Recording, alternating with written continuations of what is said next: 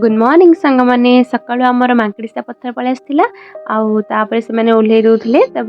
दीदी आमर झिलापी आनी देते मुझे खाईदेली टिके आमर